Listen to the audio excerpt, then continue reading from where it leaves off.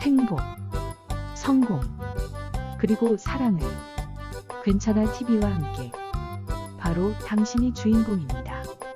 레스터 레븐슨이 전하는 삶의 지혜, 자기 사랑. 아이들이 부모로부터 원하는 것은 바로 사랑입니다. 아이들을 속일 수는 없습니다. 아이들은 당신이 어떤 감정 상태인지 알고 그것을 느낍니다. 아이들은 당신이 입 밖으로 내는 말을 듣는 게 아닙니다. 당신은 자신의 감정을 속이고 그럴듯한 말로 타인을 속이기도 합니다. 그러나 아이들을 속일 수는 없습니다. 아이들에게 사랑을 주는 건 그 아이의 삶에서 사랑을 키우게 하며 그 아이가 가장 행복한 삶을 누릴 수 있는 조건이 됩니다. 저는 항상 어머니들에게 말합니다. 만약 자녀를 돕고 싶다면 먼저 자기 스스로를 돌보세요. 그것이 바로 자녀를 돕는 가장 빠른 길입니다. 자녀를 사랑할 수 있기 전에 무엇이 사랑인지 알아야 하며 그것을 향상시키고 사랑할 수 있는 능력을 갖춰야 합니다. 아이들과 다투고 대립하는 대신 사랑할 수 있게 된다면 그 결과는 정반대가 될 것이며 부모와 아이들 사이는 완벽한 조화를 이루게 될 것입니다. 부모와 아이 사이가 대립하여 어려운 상황에 직면할 때는 오직 사랑이 무엇인지를 잊어버렸을 경우뿐입니다. 오늘날 이런 불화나 대립이 없는 가정은 거의 없습니다. 정도의 차이만 있을 뿐입니다. 현재 우리가 이런 상황에 놓인 이유는 세상이 매우 혼란스러운 상태이기 때문입니다. 우리가 이 땅에 온 진정한 이유를 모두 잊어버리고 돈, 권력, 명예 등으로 불리는 잘못된 믿음을 쫓기 때문입니다. 사랑을 더 많이 연습하면 더 많이 사랑하게 됩니다. 당신이 더 많이 사랑하면 더 많이 사랑을 연습할 수 있습니다. 사랑하는 능력을 더 키우면 우주와 조화를 이루게 되며 삶이 더 밝아지고 더 풍요로워지고 모든 것을 더 많이 갖게 됩니다. 점점 더 위로 올라가는 순환에 몸을 싣게 됩니다. 사랑받고 싶다면 사랑하는 것이 그 방법입니다. 그것이 사랑을 얻을 수 있는 가장 좋은 길일 뿐 아니라 사랑받을 수 있는 유일한 방법입니다. 사랑을 주는 것, 우리가 준 모든 것을 반드시 되돌아옵니다. 사랑하는 것은 쉽습니다. 왜냐하면 지금 이 순간 당신이 모든 사랑이기 때문입니다. 그러나 당신은 그걸 보지 못합니다. 틀린 태도, 비사랑의 태도에 묻혀서 질식하여 죽을 지경이기 때문입니다. 그 남자는 싫어, 그 여자도 싫어, 그 사람들도 싫어, 그쪽 일하는 사람들이 싫어, 저 나라 사람들, 저 지방 출신들이 싫어. 이런 태도들은 모두 사랑에 반하는 것이며 당신 자체인 자연스러운 사랑을 덮고 있습니다. 이 모든 비사랑의 태도는 당신의 실제 본성인 사랑의 존재에서 멀어지게 합니다. 비사랑에 머물러 있으면 비사랑의 경험들이 돌아오고 사랑할 수 없는 일들이 더 많이 생깁니다. 비사랑의 상황에 놓여 있다면 경계하는 마음을 가져야만 합니다. 당신은 스스로를 보호해야 합니다. 당신이 세상을 사랑하지 않으면 세상으로부터 항상 자신을 보호해야 하는데 그러면 극도로 방어적인 태도를 갖게 하는 부정적인 생각들을 불러일으키고 수많은 세월 동안 무의식적으로 쌓이고 쌓여갑니다. 그러면 당신은 세상으로부터 자신을 지키려는 부정적인 생각을 굉장히 많이 하게 됩니다. 그러나 세상을 사랑하면 정반대의 상황이 펼쳐집니다. 당신이 세상을 사랑하면 세상은 당신에게 상처를 주지 않으며 당신의 생각들은 고요해지고 마음이 평온해지며 그때 무한한 자신이 바로 거기에 있으며 당신은 놀랄만한 기쁨을 경험하게 됩니다. 당신은 무한한 본성, 무한한 기쁨을 되찾고 제한된 생각들을 벗어버리게 됩니다. 이런 부정적인 생각들이 무한한 존재인 당신을 덮어 질식시킵니다. 기쁨을 누리는 능력을 덮어버립니다. 당신에게 필요한 것은 바로 이런 생각들을 잠재우고 없애는 것이며, 그러면 무한하고 영광스러운 존재, 절대적으로 완벽하고 절대 변하지 않는 당신 자신의 존재가 남을 것입니다. 안녕하세요. 괜찮아 TV지기 IM입니다. 누구나 모차르트 음악 같은 자아가 있다. 누구나 상처투성이 자아가 있다. 악인이란 존재하지 않는다. 죄인이란 존재하지 않는다. 혹은 악인이란 슬픔의 부정적인 진화다. 죄인이란 사랑이 좀 더 필요한 선인이다. 무엇을 하든 당신이 당신의 삶 속에 있다는 것은 분명하다. 무슨 노래를 어떻게 부르든 당신은 당신의 노래를 부르고 있다. 당신은 어디론가 흘러가고 있다. 이 글은 윤인모 작가의 책 트라우마 치유 아직 만나지 못한 나를 만나다 중에 나오는 글입니다. 부모가 아이의 존재 자체를 흔드는 말, 바로 수치심입니다. 수치심은 어떤 사건이나 상처를 말하는 것이 아닙니다. 그 모든 슬픔과 고통이 합쳐져서 자기 자신의 존재 자체를 스스로 부정하는 최악의 감정입니다. 나는 태어나면 안 되는 존재였어. 나 때문에 모두가 불행해져. 나는 쓰레기야. 이런 자신을 스스로 죽이는 감정은 어디에서 온 것일까요? 어떤 사과나무에 가지가 10개가 있습니다. 그 가지에는 사과가 또 5개씩 달려 있습니다. 그런데 한 나뭇가지에 그만 병이 들고 사과 5개가 썩기 시작했습니다. 그러면 농부는 어떻게 해야 할까요? 병든 가지 하나하나에 그 원인을 찾아서 정성을 다해 치료를 해주고, 그래서도 안 된다면 아쉽지만 병든 가지만 잘라내야 할 것입니다. 그런데 만약 농부가 도끼로 사과나무 밑둥을 세게 치면서 병든 가지야 빨리 사라져라, 또 온 힘을 다해 쿵 치면서 사과나무 전체에 심한 충격을 줍니다. 그러면 사과나무는 깊게 패인 자국이 여러 군데 생기고 사과는 다 떨어지고 말 것이며 뿌리채 흔들리며 시름시름 앓다가 죽고 말 것입니다. 다른 가지에 있다가 떨어진 그 사과 하나하나는 행복, 꿈, 희망, 열정이라는 이름의 우리 자신의 일부분입니다. 있는 그대로 우리 자신의 모습입니다. 병든 가지 하나 때문에 행복, 사랑 등 긍정적인 자신의 열매도 모두 떨어지고 마는 것입니다. 사과나무가 죽지 않고 내년에 다시 열매를 맺는다고 해도 사과나무의 나이테에는 깊은 상처 자국이 패여 사라지지 않을 것입니다.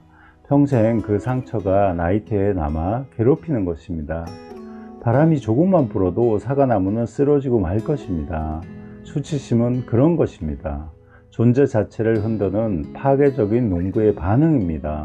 그러면 농부가 부모라면, 사과나무가 우리 아이들이라면, 농부가 나 자신이고 사과나무가 우리 안에 상처받은 어린 아이라면 어떨까요? 부모들은 우리 아이가 어떤 잘못을 하면 잔인하게 아이의 존재 자체를 부정하는 말을 합니다. 마치 사과나무에 도끼질을 하는 농부처럼요. 야, 이 왼수야, 내가 하는 게 다 그렇지. 너 때문에 되는 게 없어. 너만 보면 내가 미쳐. 너 또 시작이야? 너 지난번에도 그랬지. 왜 태어나서 같이 죽자. 너 같은 것은 저주를 받을 거야. 이런 잔인한 말로 공포감을 주며 아이의 존재 자체를 흔들어 버리고 수치심을 유발합니다. 그렇게 자란 아이는 부모를 떠나서 어른이 되어도 자기 자신에게 똑같은 말로 자기학대를 하게 됩니다. 내가 하는 일이 다 그렇지. 나는 태어나지 말았어야 했어. 나 같은 것은 세상에서 사라져야 해. 나에게 행운이란 것은 없어. 모두가 불행뿐이야. 끝없는 자기학대 시스템을 가동하며 삶에서 불행을 끌어당기는 것입니다. 아이들이나 상대방, 또 자기 자신에게 어떤 일을 실수하였거나 잘못하였을 때 사실 가장 마음 아픈 사람은 잘하려고 노력했는데 결과가 안 좋은 자기 자신입니다. 그 상처받은 감정을 먼저 안아주며, 그리고 나서 우리 다시 해보자. 그것은 이렇게 하면 어떨까? 그래도 지금까지 열심히 했잖아. 괜찮아. 고생했어. 하고 아픈 상처를 먼저 안아주고 위로해 주어야 할 것입니다. 꼭 기억하세요. 존재감을 흔드는 말은 수치심을 불러일으키는 도끼 같은 것이라는 것을. 요즘 며칠 동안 엄청난 비가 쏟아졌습니다. 수치심은 우리 감정이 매일매일 매순간 엄청난 소낙비 속에서 살아가는 것을 의미합니다. 천둥, 번개가 몰아치는 중심에 우리의 감정이 머물러 공포에 떨고 있는 것입니다. 그 감정으로 공부가, 인간관계가 제대로 될까요? 행복할 수 있을까요? 내 마음과 친구가 된다는 것은 마음을 찾아가 보살피고 돌보며 진짜 나로 돌아올 수 있도록 기다리는 것입니다. 우리는 우리 자신에게 자주 찾아가고 있습니까? 우리의 버려져 울고 있는 내면 아이를 찾아가 보살피고 친구가 되는 것이 자기 치유, 즉 완전한 자기 사랑입니다. 그때 비로소 우리는 완전한 자신으로 성공, 건강, 자유를 누릴 것이며 가난한 자는 부자가 되고 부자는 존귀하게 될 것입니다. 우리는 자신을 사랑하게 될 때 가족, 이웃, 일, 햇빛, 바람, 풀 한 포기까지 내가 보고 있는 모든 것에 관심을 갖게 되고 친밀감을 가지고 풍요로운 삶을 살아갈 것입니다. 우리는 존재 자체로 가장 위대합니다. 그러나 우리는 그런 사실을 모른 채 또 외부적으로 또 다른 나를 만들어내기 위해 노력합니다. 끝없는 인정 욕구이며 몸부림인 것입니다. 그럴수록 우리는 위대한 자신과 멀어지며 공허함과 외로움을 느끼며 무언가에 집착하게 되는 것입니다. 자신 안에 있는 보석에 입맞추어 보세요. 우리가 원하는 모든 것이 당신을 쫓아올 것입니다. 건강, 돈, 능력, 행복을 쫓는 노예에서 그 모든 것을 우리 삶에서 환영해주고 받기만 하는 주인으로 거듭날 것입니다. 진정한 자기 치유는 우리가 우리 안에 보석이 있다는 사실을 깨달을 때 내 안에 그 어떤 것도 침범할 수 없는 온전하고 완전한 능력을 가진 보석이 있다는 것을 알아차리고 받아들일 때 우리가 가진 수치심과 두려움이 사라질 것입니다. 미국의 심리학자 스코펙은 우리는 타인이 고통에서 자기를 찾아가는 권리를 박탈해서는 안 됩니다 라고 말하였고, 오쇼 라즈니시는 아무도 알려고 하지 않지만 자기를 알려고 하는 노력, 이 노력을 통하여 여행은 시작된다라고 하였습니다. 바로 저의 괜찮아 TV가 그 여행을 함께 할 것이며 여러분을 치유, 행복의 길로 인도할 것입니다. 함께 읽으면 좋은 책, 나의 눈물과 마주하는 용기, 내가 정말 미치도록 싫어질 때, 강지훈 선생님의 책을 소개하며 용기를 내어 우리 마음속에 독버섯처럼 자라나고 있는 수치심을 만나보시죠. 강선명 한국상담심리치료센터 소장님이 책 내 영혼의 눈물소리, 영혼의 병, 수치심. 수치심은 사랑을 점점 고갈시키는 무서운 병입니다. 상담은 자신이 오랫동안 가슴 깊이 묻어두었던 몹시 수치스러운 기억을 조금씩 끄집어내는 힘겨운 작업을 하게 됩니다. 내면화된 수치심은 어느새 우리의 인격에 자리를 잡아 마치 본래 성향인 양 혼란스럽게 합니다. 가슴 속의 수치심을 조금씩 드러내는 일은 사람에 따라 살을 내는 듯한 통증과 부끄러움을 동반하기도 합니다. 수치심의 이면에는 사랑을 거절당한 아픔이 짙게 배어 있습니다. 사랑을 받으려고 엄마에게 매달리고 떼를 쓰는 아이를 밀치며 우울한 엄마가 말합니다. 저리 가. 아이 귀찮아. 아이는 내민 손을 거두며 원하던 사랑을 얻지 못한 좌절과 거절당한 수치심이 마음속에 차오르는 것을 느낍니다. 한 아이가 현관문을 열면서 뛰어들어와 엄마를 향해 소리칩니다. 엄마, 나 시험 95점 맞았어. 아이는 당연히 엄마의 칭찬하는 말을 기대합니다. 그러나 엄마는 퉁명스럽게 이렇게 말합니다. 뭘 잘했다고 그래. 100점도 못 맞은 주제에. 그 순간 한없이 위축된 아이는 100점도 못 맞는 열등생이 되어 자신의 존재를 수치스럽게 여깁니다. 이런 장면들은 우리 주위에 널려 있습니다. 이런 사소한 일들이 무의식에 쌓이면서 끊임없이 수치심이 일게하여 마음 밑바닥을 휘저어 놓습니다. 중년 여성이 힘없는 목소리로 말합니다. 저는 부당한 일을 당해도 제대로 말을 못해요. 머릿속에는 논리적으로 나의 억울함을 밝혀야 된다고 생각하지만 너무 부끄럽고 창피해서 숨어버리고만 싶어요. 또 다른 30대 후반의 여성이 말합니다. 남편은 밖에서 다른 사람들한테는 더없이 친절하게 대하는데 집에만 오면 완전히 딴 사람으로 돌변해요. 아이들한테나 제게 함부로 굴고 온갖 화풀이를 다 해요. 아이들도 모두 불안에 떨고 아빠를 아주 싫어해요. 20대의 대학생이 말합니다. 저는 매사에 자신감이 없고 의욕도 생기지 않아요. 왜 이렇게 무기력한지 모르겠어요. 40대의 점잖은 신사가 눈물을 글썽거리며 겨우 말을 꺼냅니다. 제가 잊지 못하는 아버지의 한마디가 있어요. 병신 같은 자식 겨우 그것밖에 못해. 아무짝에도 쓸모없는 놈, 그 말이 평생 지워지지 않아요. 아버지의 그 한마디가 지금까지 저를 따라다니고 제 발목을 잡고 있어요. 30대 초반의 미혼 여성이 말합니다. 제가 왜 이렇게 자신감이 없고 매사에 무기력한지 몰랐어요. 제 안에 그렇게 수치심이 가득한 줄 몰랐으니까요. 그냥 저는 아무짝에도 쓸모없는 인간이라고 여기며 살았어요. 우리는 어쩌면 서로 상처를 주면서 수치심을 불러일으키고 있는지도 모릅니다.